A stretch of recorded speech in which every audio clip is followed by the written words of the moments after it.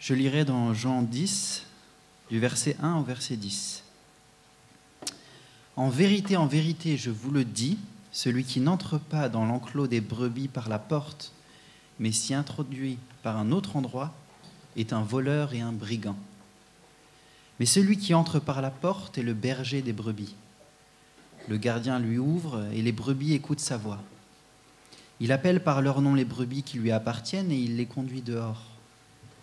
Lorsqu'il les a toutes fait sortir, il marche devant elles et les brebis le suivent parce qu'elles connaissent sa voix. Elles ne suivront pas un étranger, mais elles fuiront au contraire loin de lui parce qu'elles ne connaissent pas la voix des étrangers. Jésus leur dit cette parabole, mais ils ne comprirent pas de quoi il leur parlait. Jésus leur dirait encore, en vérité, je vous le dis, je suis la porte des brebis. Tous ceux qui sont venus avant moi sont des voleurs et des brigands, mais les brebis ne les ont pas écoutés. C'est moi qui suis la porte. Si quelqu'un entre par moi, il sera sauvé. Il entrera et sortira, et il trouvera de quoi se nourrir. Le voleur ne vient que pour voler, égorger et détruire. Moi, je suis venu afin que les brebis aient la vie et qu'elle l'ait en abondance. Amen. Bonjour frères et sœurs, chers amis visiteurs. Bienvenue dans la maison du Seigneur. Et toute l'équipe du ministère auprès des femmes se joint à moi pour vous souhaiter une belle journée. Ensoleillée, en tout cas, non seulement par Jésus-Christ, mais aussi par le soleil qui étend ses rayons sur nous.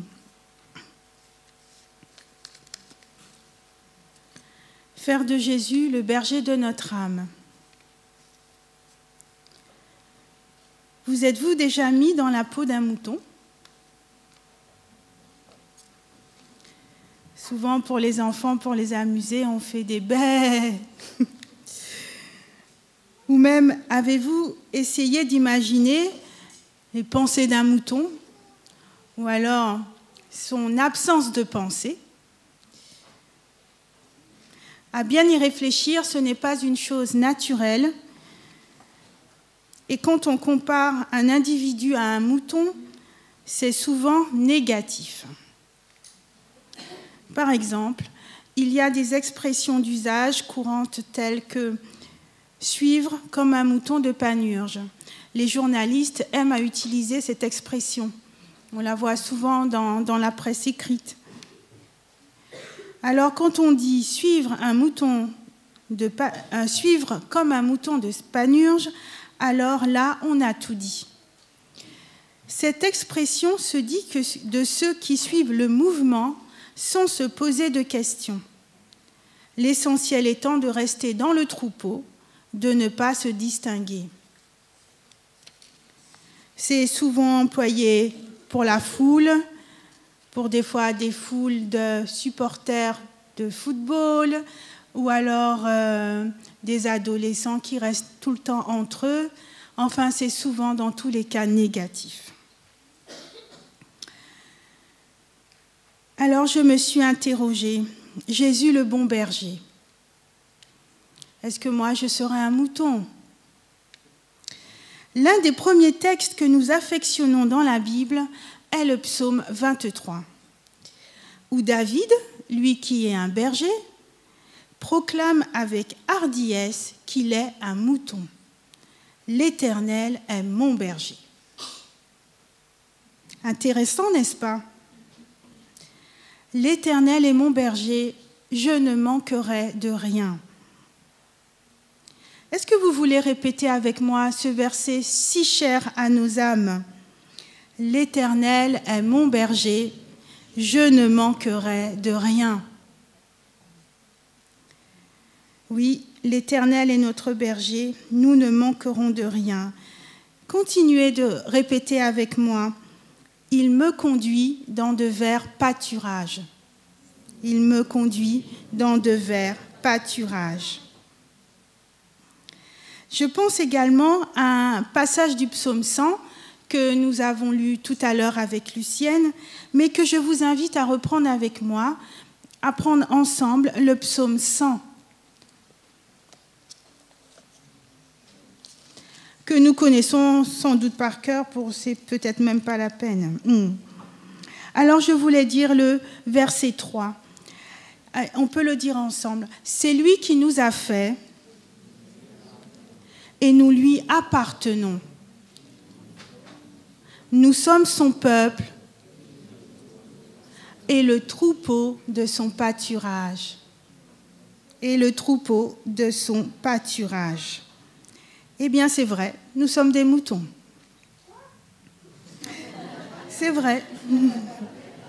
Amen. À bien y réfléchir, si Dieu nous le dit, c'est que c'est bien vrai. Non seulement nous sommes des moutons, mais il nous a créés moutons, et c'est une bonne nouvelle. Et c'est pourquoi il s'est identifié à nous en tant qu'agneau de Dieu. Et c'est une chose très sérieuse. Oui, il nous a créés moutons. Et nous allons voir ensemble les caractéristiques qu'il a données à notre identité de mouton. Et nous verrons ensemble combien c'est quelque chose de formidable et quelque chose dont on peut être fier. C'est quoi être berger? C'est quoi être mouton? En général, un mouton appartient à un berger. Et je n'ai jamais entendu parler de troupeau de moutons sauvages. Mais si ça existe, je veux bien qu'on me le dise. Le mouton passe la nuit dans une bergerie. Mais au juste, qu'est-ce qu'une bergerie? En faisant des recherches, puisque maintenant nous vivons nous avons une vie en tout cas sédentaire, pas forcément à la campagne. Près de chez moi, il y a une bergerie, mais je n'ai pas pris le temps vraiment de m'y attarder. Alors j'ai fait des recherches. Et en réalité, une bergerie est un enclos constitué de hauts murs servant de protection durant la nuit.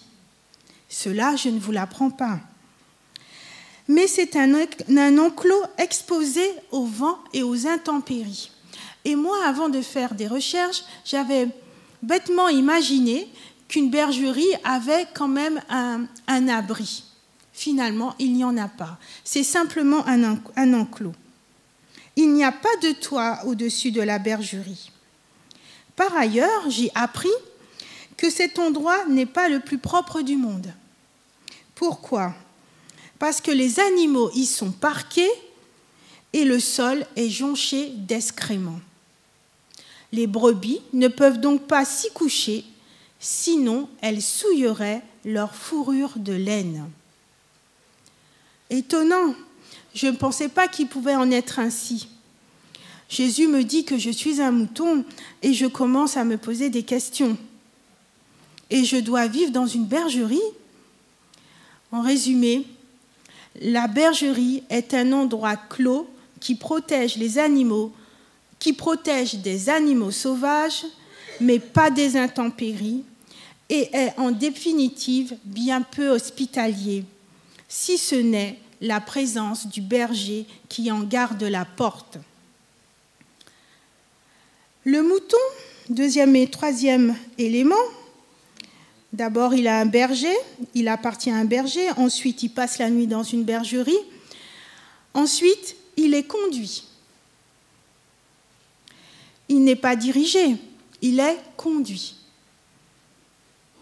Il est conduit vers le lieu où il pourra se reposer et se restaurer par le berger. Il est conduit par le berger. Autrement dit, le mouton, contrairement à d'autres animaux, ne peut pas trouver tout seul sa nourriture. Il est entièrement dépendant du berger. Ensuite, autre caractéristique, le mouton reconnaît la voix de son maître. Car sa voix est associée à sa présence et signifie pour lui bon soin, sortie de la bergerie, eau et herbes fraîches. Pour le mouton, Dès qu'il entend la voix du berger, c'est qu'il va se passer quelque chose de nouveau. Le berger appelle, attention, on s'arrête de brouter et on prête attention. Aussi écoute-t-il le berger et aussi écoute-t-il la voix du berger et la distingue-t-il entre toutes les autres voix. La voix du berger et sa présence sont associées. Et je pourrais même dire indissociables. Le mouton, s'il est conduit, eh bien, il a quand même une volonté. Il peut refuser, il peut résister d'avancer comme n'importe quel autre animal. Son obéissance au berger n'est pas automatique. Il peut arriver qu'elle veuille en faire à sa tête, ne sachant pas les bonnes intentions du berger à son égard. Cela arrive surtout lorsque souvent elle est jeune et qu'elle n'a pas pris l'habitude de rester près du berger. Alors, le berger doit user de tout son talent pour la faire suivre le troupeau, non seulement dans l'intérêt de la brebis ou de l'agneau, mais aussi parce que l'ensemble du troupeau pourrait se mettre à suivre son exemple. Comme on le voit aisément, le berger est celui qui protège, qui pourvoit à la prospérité du troupeau de moutons. Chaque matin et avant l'aube, c'est lui qui nettoie la fourrure des moutons des excréments qui se sont collés durant la nuit, qui pense leurs blessures, qui non seulement nomme, c'est-à-dire qui leur donne un nom à leur naissance, mais aussi appelle chaque brebis par son nom. Cette description est saisissante, n'est-ce pas? Jésus le bon berger, mais aussi l'agneau offert, l'agneau de Dieu, complètement identifié à la race humaine, mais aussi prenant notre place, non seulement à la croix, mais aussi sur toute la route de notre vie. Jésus le bon berger. Je vous invite à lire avec moi Jean 10,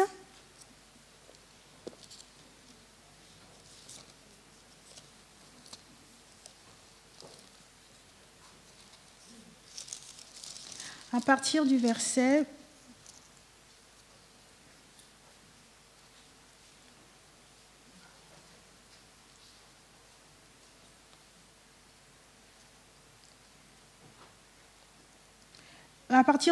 11.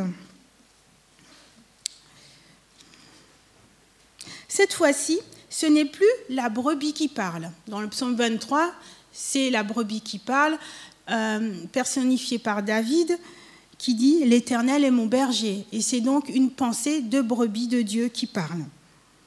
Donc ce n'est plus la brebis du psaume 23 qui parle et décrit son berger de son point de vue de mouton. C'est le berger maintenant qui parle à ses brebis. Et c'est très intéressant. Et là aussi, lorsque j'ai lu ce texte attentivement, je l'ai trouvé presque sentimental. Lisons-le ensemble. « Je suis le bon berger », nous dit Jésus. Le bon berger qui parle presque avec émotion de son métier. Écoutons Jésus parler de son métier. On a l'impression que c'est presque une interview. C'est comme si on lui demandait « Dites-moi, qu'est-ce qui est important dans le métier de berger? Comment décririez-vous ce métier de berger et quelles seraient les caractéristiques d'un bon berger ?» Écoutons la réponse de Jésus, qui pourtant n'était pas berger lorsqu'il était sur terre, mais qu'il a été en réalité dès avant la fondation du monde. Il dit donc « Je suis le bon berger ». Le bon berger donne sa vie pour ses brebis. Mais le mercenaire, qui n'est pas le berger et à qui n'appartiennent pas les brebis, voit venir le loup, abandonne les brebis et prend la fuite. Et le loup les ravit et les disperse. Le mercenaire s'enfuit parce qu'il est mercenaire. et qu'il ne se met point en peine des brebis. Je suis le bon berger. Je connais mes brebis et elles me connaissent, comme le Père me connaît et comme je connais le Père. Et je donne ma vie pour mes brebis.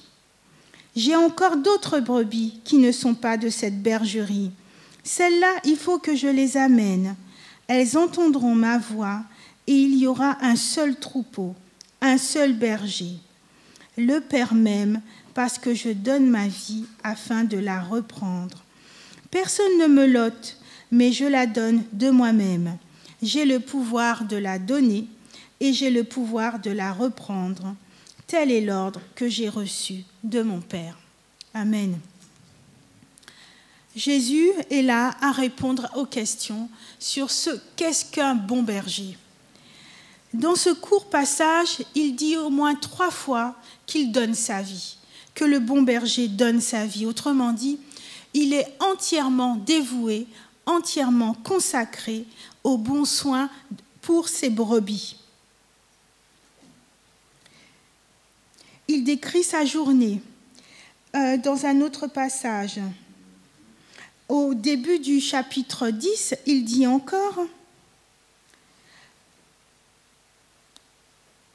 Celui qui, en vérité, je vous le dis, celui qui n'entre pas par la porte de la bergerie, mais qui y monte par ailleurs, est un voleur, est un brigand.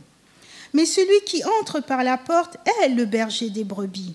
Le portier lui ouvre et les brebis entendent sa voix.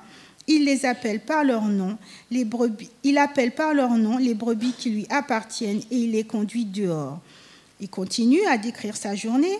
Lorsqu'il a fait sortir toutes ses propres brebis, il marche devant elles et les brebis le suivent parce qu'elles connaissent sa voix. Elles ne suivront point un étranger, mais elles fuiront loin de lui parce qu'elles ne connaissent pas la voix des étrangers. Intéressant, n'est-ce pas ?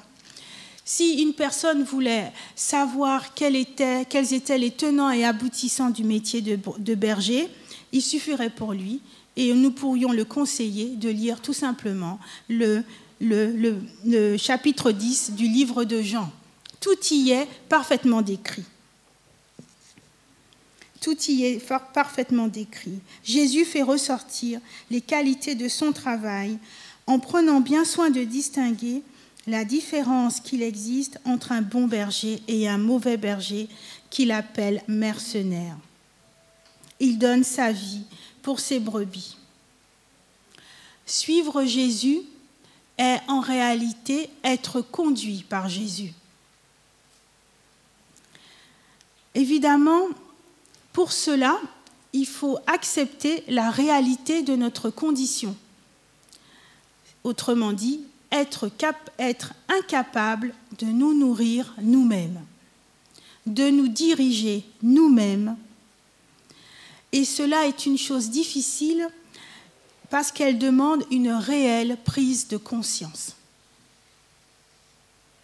Se rendre compte au plus profond de soi qu'on est incapable de se nourrir soi-même, incapable de se diriger, et qu'il faut en réalité abandonner l'idée de donner une direction à sa vie, mais laisser Jésus nous conduire, c'est quelque chose d'absolument fondamental. Et quand on l'a compris, il y a un avant et un après. Pas étonnant que cet enseignement ait été donné à la suite de la polémique qui a suivi la guérison de l'aveugle de naissance. Jésus a guéri un aveugle, s'en est suivi une polémique, et voilà qu'il nous donne la parabole du bon berger, qui est bien plus qu'une parabole, parce qu'en réalité, Jésus se décrit lui-même en tant que berger. C'est son métier, il est berger. Il parle donc de lui-même. Qui est véritablement aveugle, sinon celui qui refuse de voir qui il est, qui refuse de comprendre que le vrai chemin, la voie qui l'appelle, c'est Christ. Pourquoi résister alors qu'il nous appelle ? Il veut nous faire sortir de la bergerie où l'on piétine. Il veut nous faire sortir des bergeries de nos vies, de l'enclos bien souvent et trop souvent nauséabond de nos vies. Sans cesse balayé par les intempéries est cet enclos, mais au bonheur, largement balayé par le vent du Saint-Esprit dont on ne peut se soustraire par aucun moyen. Il n'y a pas d'endroit où se cacher dans une bergerie. Tout est ouvert. Il y a simplement la protection des animaux méchants, des animaux sauvages. Le Saint-Esprit souffle et ressouffle comme il veut dans nos vies. C'est là sa liberté. Et heureusement pour nous, jusqu'à ce que nous entendions, nous acceptions de nous laisser conduire par le bon berger. Seul Jésus nous protège des loups qui eux aussi appellent dans l'intention de nous détruire, de nous dépouiller de ce que nous sommes et finalement de nous dévorer. La présence du berger est associée à sa voix. Autrement dit, sa parole est là où la parole du berger est entendue, autrement dit, obéie, il y a la paix. Une brebis se laisse conduire dans la paix. Jésus nous propose de traverser les difficultés de la vie en paix. Il peut avoir de l'orage, des choses difficiles comme des choses heureuses. Ce qui compte, c'est de se laisser conduire, autrement dit, d'obéir à sa voix et de le laisser parler à nos cœurs, le laisser nous guérir, le laisser peut-être enlever les excréments qui se sont collés à notre fourrure, le laisser panser notre pâte, le laisser nous nourrir, nous donner à manger. Voilà, j'obéis à la voix, là où sa parole est entendue, autrement dit, obéis, il y a donc la paix. Car la confiance en Dieu précède toujours le secours divin. Il faut faire confiance pour être secouru. Nous le comprenons bien dans l'image de la brebis. Il faut bien, elle entend la voix. Elle avance, elle se laisse conduire au son de la voix. Et en sortant de la bergerie, elle va vers de nouveaux pâturages. La confiance précède donc le secours. J'obéis à la voix de mon berger, car si je l'entends, c'est donc qu'il est là. Et s'il est là, alors tout est bien. Je lui confie la garde de ma vie. J'accepte la réalité que je suis un mouton. Autrement dit, que je n'ai pas été programmé ou créé avec la capacité de me conduire seul. Nous le voyons pour les animaux et c'est la même chose pour nous. Nous n'avons pas été créés avec la capacité de nous conduire seuls. Nous avons besoin d'un berger pour nous conduire. C'est comme ça que nous avons été créés, avec le besoin d'un berger pour nous conduire. Et ce berger, c'est Christ, le bon berger. Jésus, mon bon berger, conduis-moi. J'accepte ma réalité, mon errance qui vient du fait que j'ai refusé d'obéir à ta voix qui me parle de paix, de renoncement à mes propres idées pour te laisser me conduire là où tu sais que seront pour moi de verts pâturages, loin du sentier de la violence, du matérialisme, de la peur de ce qui pourrait m'arriver et de l'égoïsme. Tu me conduis vers de verts pâturages sur ton sentier. Tu es venu afin que j'aie la vie, la vraie vie et que je l'ai en abondance. ainsi que Jésus l'a dit dans ce chapitre 10 de Jean, je suis venu pour que mes brebis aient la vie et qu'elle l'ait en abondance. Amen.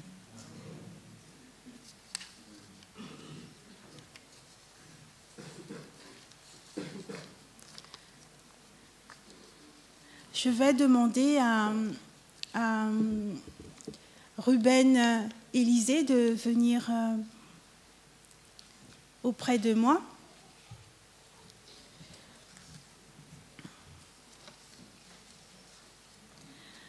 Et nous allons avoir un moment de présentation, où je vais vous présenter le docteur Ruben Élisée, mais d'abord vous remercier de nous rendre visite.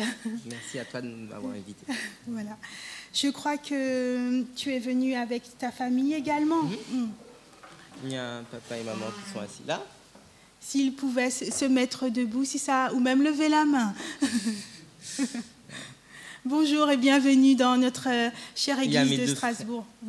Il y a aussi mes deux frères donc, qui vont m'accompagner tout à l'heure pour un morceau. Donc Josias et Mathias. Josias par là, Mathias par là. Oui, nous les verrons tout à l'heure. Alors en proposant cette conférence à notre église, alors on est venu me voir, des amis sont venus me voir et m'ont dit mais il est bien jeune pour être docteur. Alors, est-ce que tu peux nous en dire un petit peu plus? Donc déjà mon parcours. En fait, il y a beaucoup de choses à dire. Je suis docteur parce que j'ai poursuivi des études de médecine et de sciences. C'est-à-dire que j'ai premièrement passé un concours de médecine. Donc, comme tout le monde, la première année de médecine, c'est le concours. Et ensuite, donc, après avoir passer ce concours, j'ai passé un deuxième concours en deuxième année de médecine. J'ai passé un deuxième concours pour avoir la possibilité de faire à la fois de la recherche et de la médecine. Donc, j'ai poursuivi en parallèle deux études, la médecine et la science. Et donc, pendant ces études de sciences, donc, j'ai fait de la recherche, parce que le but, c'est d'être médecin-chercheur, c'est mon objectif, ça me plaît beaucoup.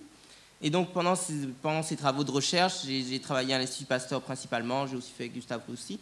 Et je me suis intéressé au métabolisme, à l'immunologie, à l'infectiologie et bien sûr à l'épigénétique. Et donc, qu'est-ce que je voulais dire de plus? Et donc oui, bien sûr, pourquoi docteur? Parce que donc j'ai obtenu mon doctorat en sciences de la santé, donc à l'Institut Pasteur. C'était en 2011. Voilà. Bravo. Donc oui, je suis docteur. Que Dieu soit béni pour ton parcours, mais quand même, comment as-tu fait pour... quel âge? Je peux te demander ton âge?